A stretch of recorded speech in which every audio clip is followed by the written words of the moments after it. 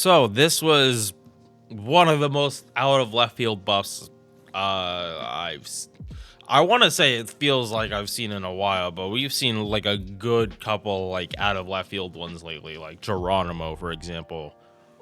That one was like really wild. This one, honestly, like this is one of those characters that people don't use because they don't need tanks. As FGO has just progressed, like tank servants, like servants just dedicated to tanking. Not Andromeda that does tanking to do more damage. Daon is just a tank. They didn't do anything besides like lightly debuffing the enemy. Like they had a charm, but the chance of landing that was like so low, it might as well not have even been an effect on the MP.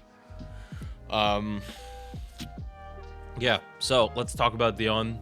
I'm very surprised by this character's glow up, and yeah, let's get to it. So Daon, 8.7k attack, 13.256 HP. The HP is on par with 5 stars, so that is a good starting point for a character that is supposed to be a tank and mitigating a bunch of damage through like their own kit. Star Gen are normal saber numbers. MP charge is 0.83%. 2 hits on the arts cards, 2 hit on quick, 1 hit on buster, 3 hit extra attack. These are horrible hit counts. The only way Daon is getting to their MP is by arts chaining. That's it. Because you're not gonna, like, if you're in a Castoria team, you're not gonna have stars to crit on arts cards. You're not, and like Daon unfortunately only has 2 arts cards. Honestly, for the kit, it would be better if they had triple arts. That's the main complaint I'm gonna have now. This is a complaint I have now that Daon got this buff. Any other time than just like right now, like this double buster, double arts deck would be fine, but like the way Daon is going to want to be used is again very specific situations. Yeah, so let's keep getting to it. Burst skill, dodge for 1 turn, 3 turns of defense, 16%. Second skill, here is the buff. Before it was disengage with a little extra something. Full cleanse and debuff resistance of 100% for this lasts for 3 turns. It was on a 5-turn cooldown. If you were in a Tomomo team, you had pretty much 100% uptime on 100% debuff resistance. You like Daon was pretty hard to kill. The issue with that is, why would you use Tomomo with him? Your clear speed is going to be slow as shit. That's how it was before. Now you actually do have a reason to use Tomomo, because not only did none of this changed, like the original effects, none of it changed. They added an arts buff for the party, 20%, and party-wide buff removal resistance for 3 turns, also 100%. Now you have a legitimate reason to run Castoria, Daon, Tomomo. Unfortunately, Daon does have a little bit of negative synergy running with Castoria, and that is only because his their taunt is going to really run up how quickly Castoria's stacks go away. So essentially, Daon is like almost never going to be protected by solemn defense, unless you are like popping it specifically to block MPs. But in exchange, Castoria, Tomomo are always going to be safe, and any damage Daon takes, essentially, they're just going to heal back up. We'll get back to this, but this has a lot more to do with Castoria, and I want to like get through the rest of the kit. So this is why I'm saying the negative synergy. It's a taunt, 3 turns, same as George, Leonidas, but and Andromeda. This lasts for 3 turns, also on a 5-turn cooldown, and a heal.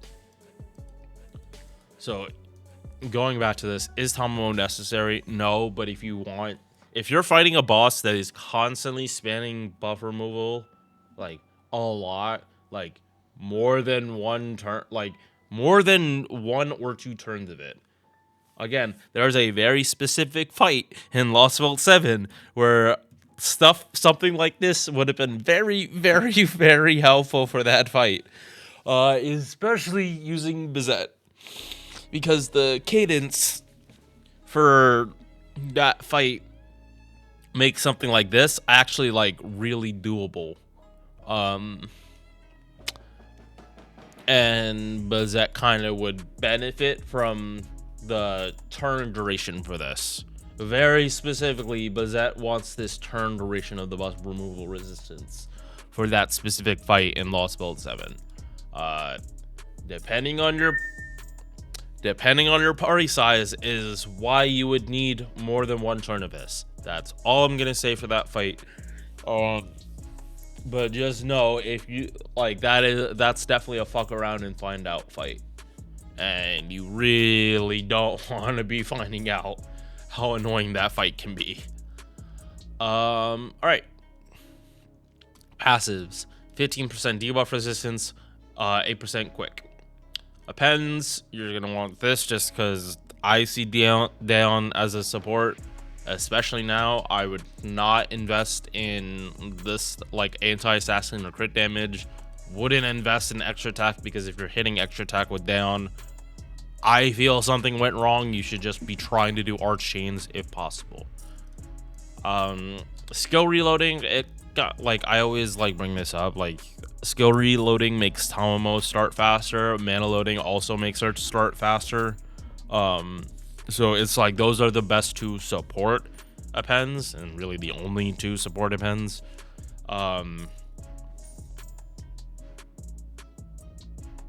Yeah, like it does make the starting the Tamamo engine a lot easier. And you're given a lot more wiggle room by having that first turn of cooldown reduction. Like, you don't need to be popping Tamamo immediately. It stops you from running like a K-scope or another starting charge C, and you just start from 0, and just MP when you MP. Speaking of MP, this scales with your level. Attack down, defense down.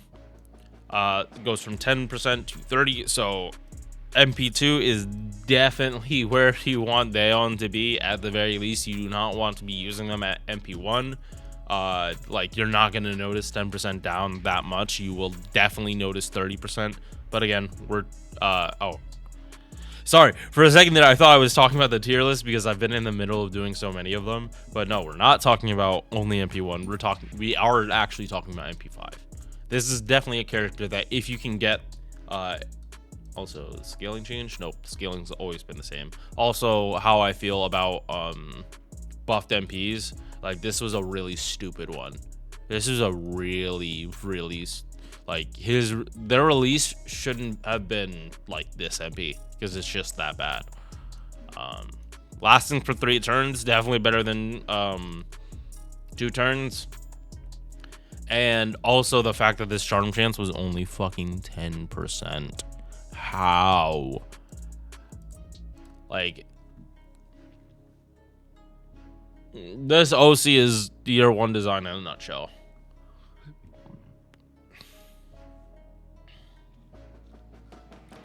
Alright. Bond CE. Get from the Queen. Arts buff to the party, 15%. Look at that. Another buff that has, like, lines up with what their Bond C wants to do. Huh.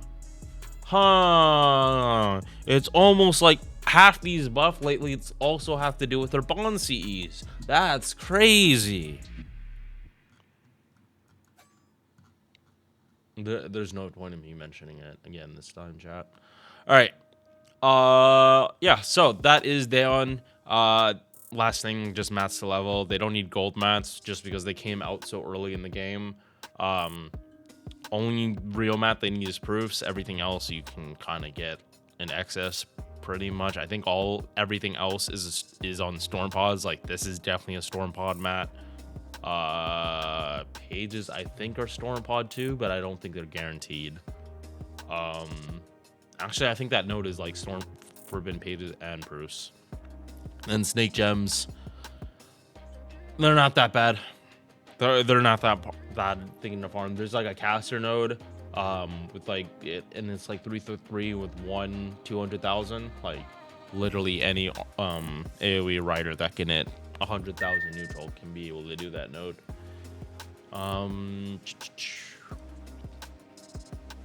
Yeah, the appends are where like Daeon like really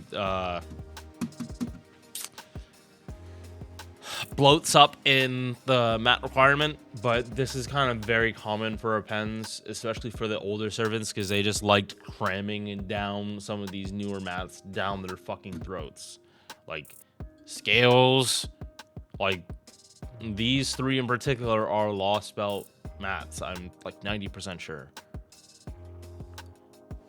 Actually, no, not sure on the scarabs. I don't think the scarabs are not lost belt. No, they are not. Mirrors, are they lost belt? They are not, but they're Shimosa.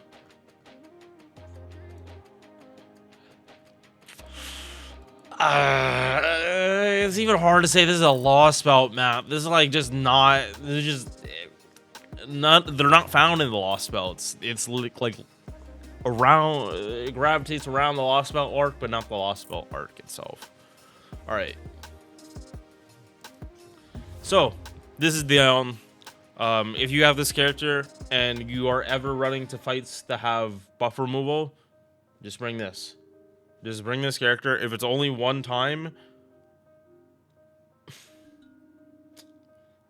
it's like if you know it's gonna happen on a break bar, you could probably get away with using another character that like probably gives more supportive utility, like Shufu. But if the enemy, like say you're going up a CQ and the enemy is like Jack, who like has buff removal like as a skill, or Kiara, who also has AoE buff removal as a skill. Like Kiara honestly is like one of the better cases for this, like enemy Kiara, because they technically can spam AoE buff removal. So Daeon negs that and you still keep hitting harder. But this is definitely going to be utility servant. I did watch Mist's video on Daeon this morning, like his buff breakdown. He put Daeon in like B+. I just can't do that. Daeon is just like now, like especially now, even more of a niche pick. Like even in normal like farming, you're not picking Daeon. Like if you truly think that this buff was gonna make Daeon a farmer or farming support, no. Get the farming brain rot out of your head.